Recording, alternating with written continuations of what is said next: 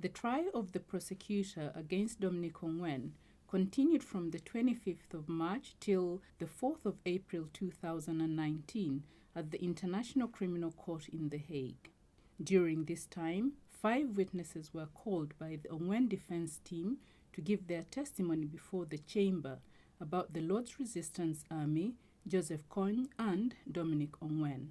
Dominic Ongwen, the alleged former commander of the Senior Brigade of the LRA, is accused of 70 counts of war crimes and crimes against humanity allegedly committed during a widespread and systematic attack directed at the civilian population of northern Uganda from at least 1st July 2002 to 31st December 2005. Including the attacks against the civilian population in Lukodi, Pajule, Odek, and Abok IDP camps between October 2003 and June 2004. 3 witnesses, witnesses D26P0065, D26P0072, and D26P0121, testified about the Lord's Resistance Army attack on IDP camps in Abok and Lukodi in Uganda.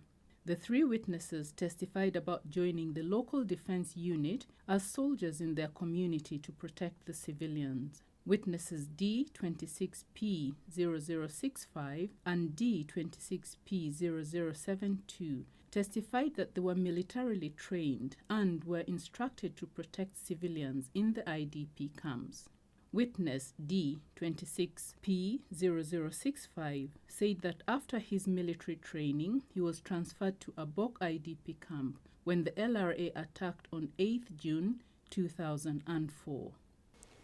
Now we are going to talk about the attack on the IDP camp, on Abok IDP camp. You earlier mentioned that it was on the 8th of June 2004, and you also mentioned that during the day you sighted, rebels moving around.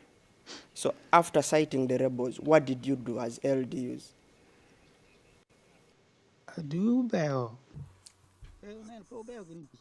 The rebels did not pass by at daytime.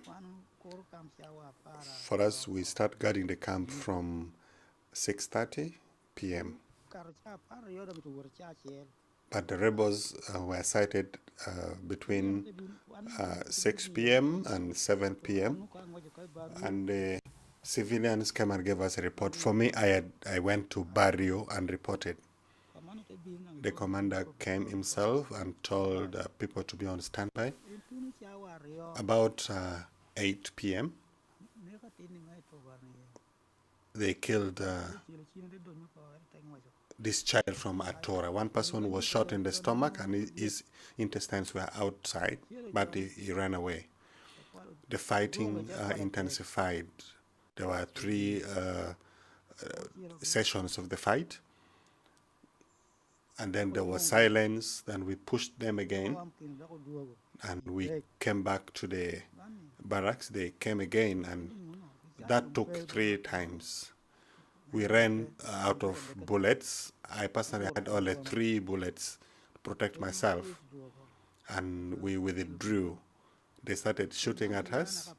Then a member came from a patch about 11 p.m. when these people had already burnt houses in the camp. Some people were being pushed in the fire that was burning. They would be shot and pushed in the fire. Others were being shot from the houses. Others were abducted and they took them alive, but they were killed on the way. Others were abducted and taken to the bush and have never returned up to now. There are others who were rescued and were taken to Teboke.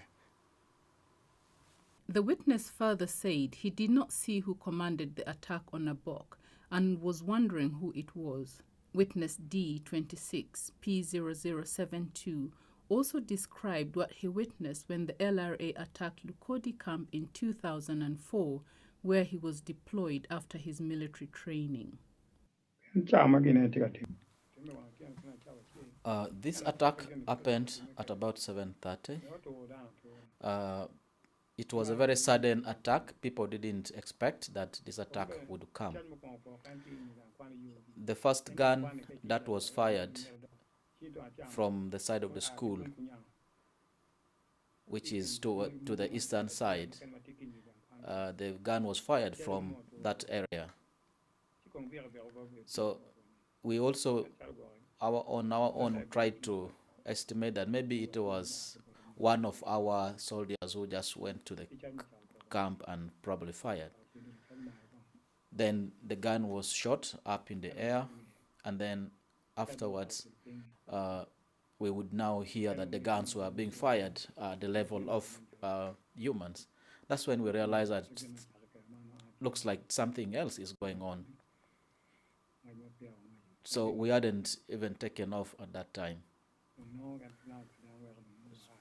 So with the people also still around their compounds, we also left. What do you mean by you also left? Could you describe a little bit more in detail? You know, when I say we left, at the heat of the exchange of the fire, of the exchange with the rebels, we had to take off because our numbers were very few. We were fighting, they were also firing at us. The hearts were also burning, and our strength had gone down. So we decided to retreat.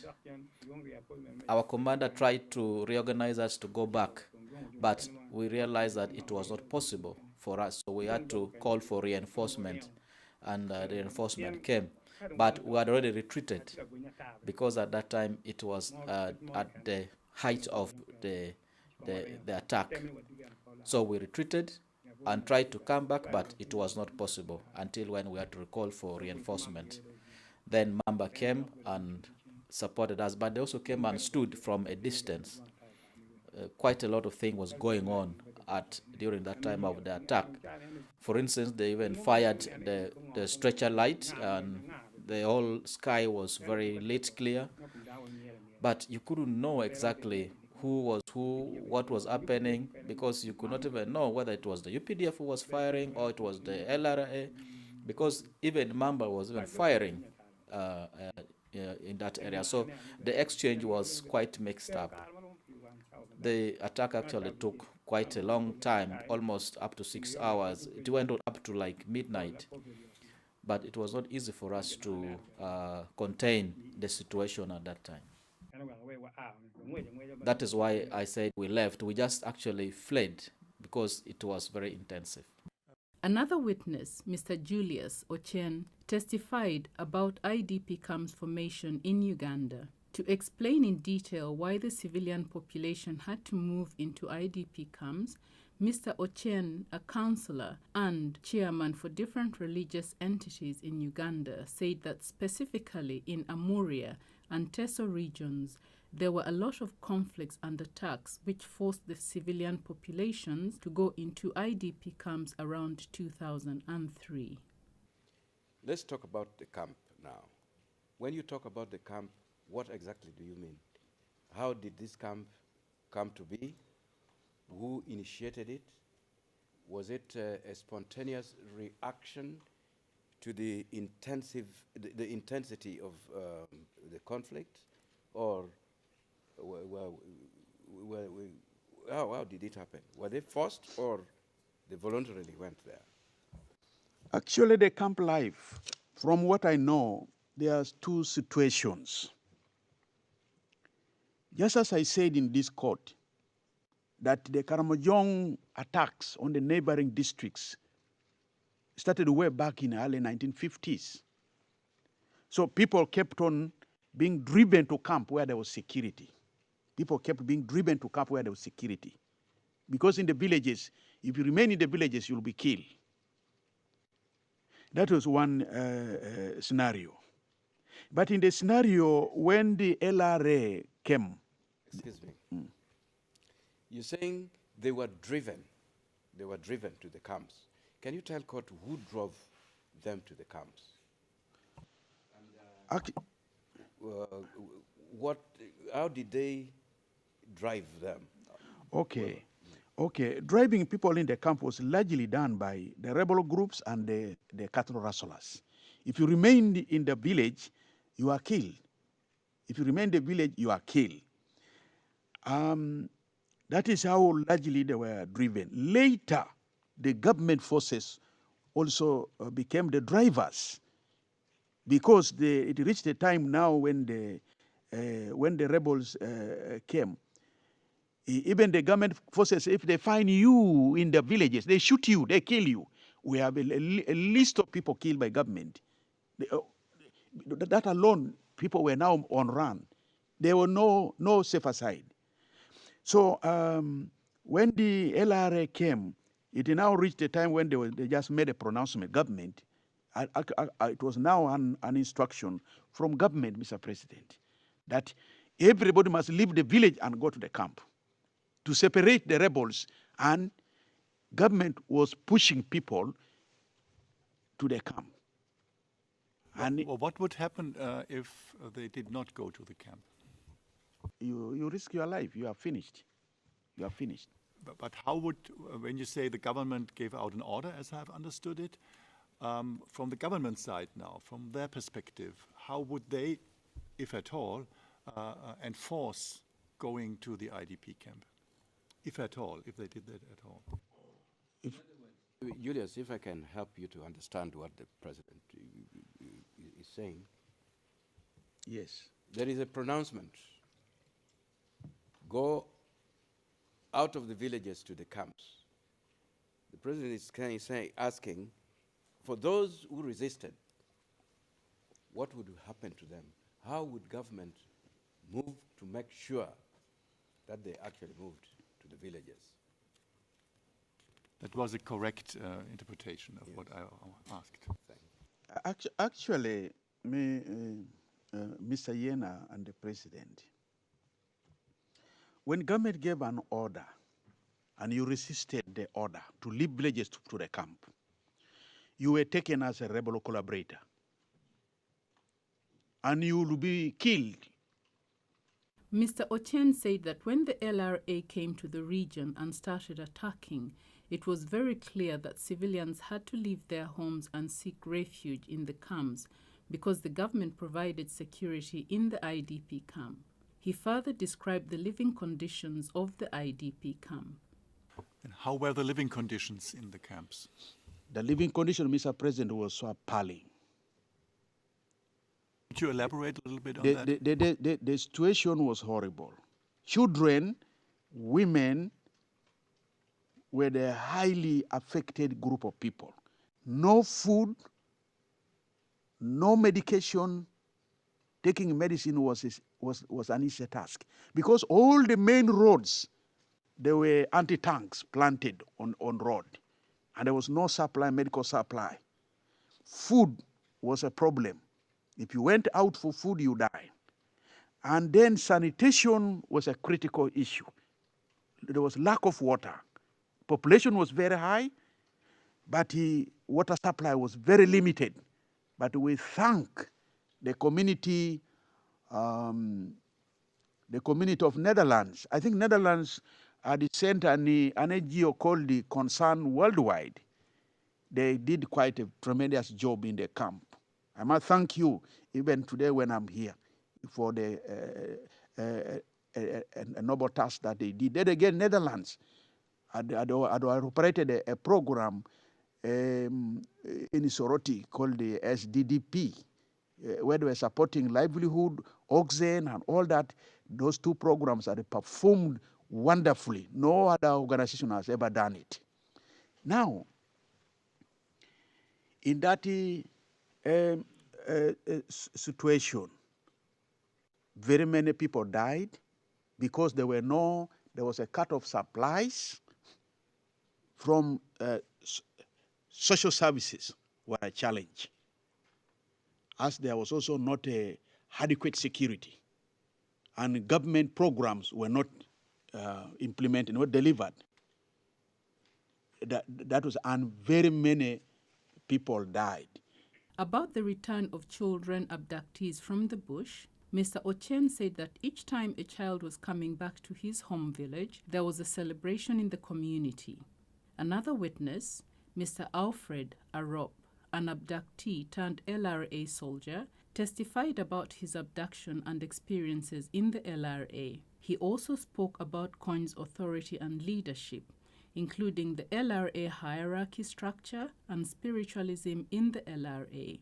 The witness testified about abduction of older children and the reason why the LRA abducted older boys. Mr. Witness, from your birth date and the time when you were abducted, you were 25 years old. Was it a general practice, or what was the general practice of the LRA when they abducted somebody of that older age? Usually, when they abduct someone of an older age, the best thing that they do, they use you for is to carry luggage. So if they use you to carry the luggage, and if they were going to a sick bay where the sick persons were, when you're about to reach there, then they would kill you. Mr. Arop, you said that you were abducted together with 30 people from your community. What was the age range of these people, of these 30 people? I think from what I saw, the youngest person in that group was, I think, 18 years old. Mostly the people who were abducted were people who were a little bit mature, because they wanted them to carry luggage. They didn't find young people around, so they wanted these people to carry luggage. And what happened to these people, if you know, that were together with you abducted?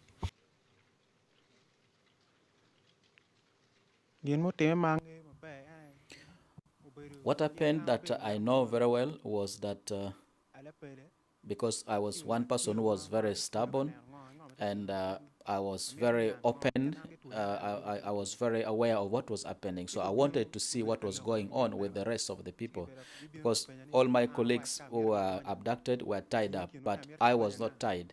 So they came and they were asking, who do I see should be released?